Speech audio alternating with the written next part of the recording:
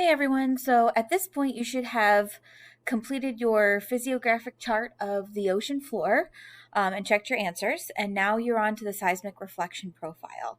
So at this point you should have also completed the background information and the chart on the front. You want to use the chart on the front of this activity to help you complete the profiles. There's 5 of them inside.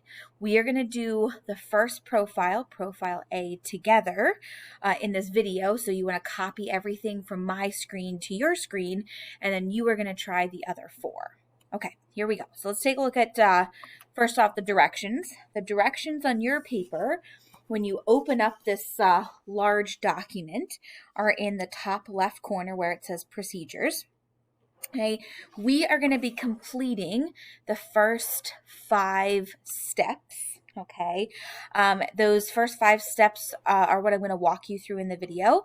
The other 3, 6, 7, and 8, we will work on tomorrow once I'm back at school. Okay, so I did make profiles or Google Slide profiles for each of the features that you're going to look at for profile B through D. We're going to do A together right now. So again, you want to make sure you're ready to get started.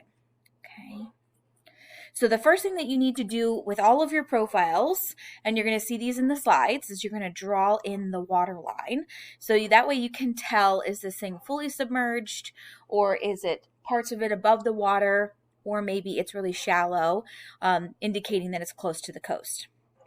So if you haven't already drawn it in, you can pause the video and draw that blue water line.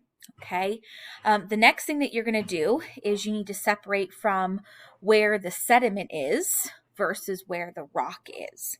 So in this picture, you're going to see that the rock is sort of like this black shading.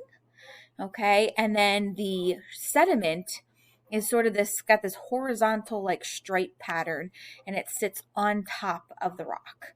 So I'm going to show you guys my colored picture to do this. Okay, so I took a picture of what I colored.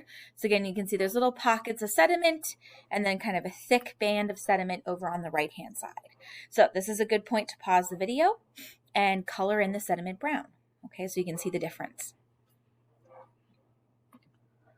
Okay, now the next step is to identify, according to the directions, what type of rock is making up these ocean floor features. Hopefully you remember that most of the ocean floor features are going to be basalt, okay, and there's just a couple that are granite, and those are the ones at the continental margin. You'll be able to tell if it's the continental margin because the shelf is going to be really close to the water line. So looking at this image, I don't see anything that's close to the top of the ocean or the water line. So that indicates to me that all of the rock that I'm seeing underneath my sediment is going to be basalt. So I'm going to label that accordingly, and you guys should too. Okay, now we get to move on to labeling the features. In this particular profile, there are 3.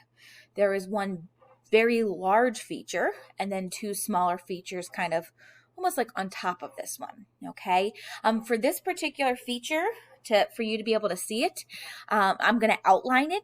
Its basic shape so you can kind of see what I'm looking at. So the big overarching feature, you really want to look at just the rock and not the sediment. So I'm going to draw a little outline. If it helps you to see it, you can add the outline too. Okay, and there's my outline. So you can see it's kind of going up on the one side. There's a big depression in the middle, and then it's going sloping down on the opposite side. Okay, I'm hoping that the shape looks pretty familiar. It's one that we worked on a couple of times last week. So this really big feature that you're looking at is a mid-ocean ridge. So this would be that long volcanic mountain chain. This would be the vent where the volcano is erupting and where the plates are moving away from each other. Now, the 2 other features, I'm going to point them out with arrows and kind of discuss them. There's one on the right-hand side and one on the left-hand side. So the one on the right-hand side of my screen here is actually made by the sediment, not by the rock. So if you're looking at this feature, you can see the sediment kind of makes this very flat surface. So you want to think about what feature is presented when you have a really flat surface in the middle of the ocean. And hopefully you're thinking that this is an abyssal plain. Okay. And the second feature, or I should say third, is off to the left-hand side, where you're going to see a whole bunch of peaks. There's multiple features that are the same. So all of these little peaks here, even off to the left of the vent, has this feature as well. So if you're seeing all these little pointy peaks here, what those are your seamounts.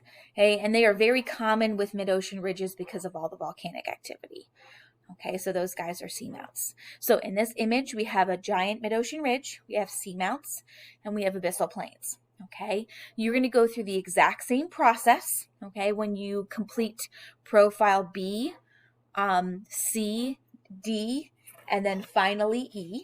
Okay, you want to look at the slides that are following this video, and it's going to give you hints where the features are, but you're going to do the same thing. You're going to label the rock, you're going to color code the sediment, and then you're going to physically label the features right on the profiles. When you're all completed with that, that is the end of your work for today. And if you have any time left over, then you can work on your homework. Hey, we will check the answers tomorrow as a class. So if there are anything that you are unsure of, hey, just hang on to your questions until tomorrow and we will go over everything together. Okay, guys, move on to profile B and I'll see you later.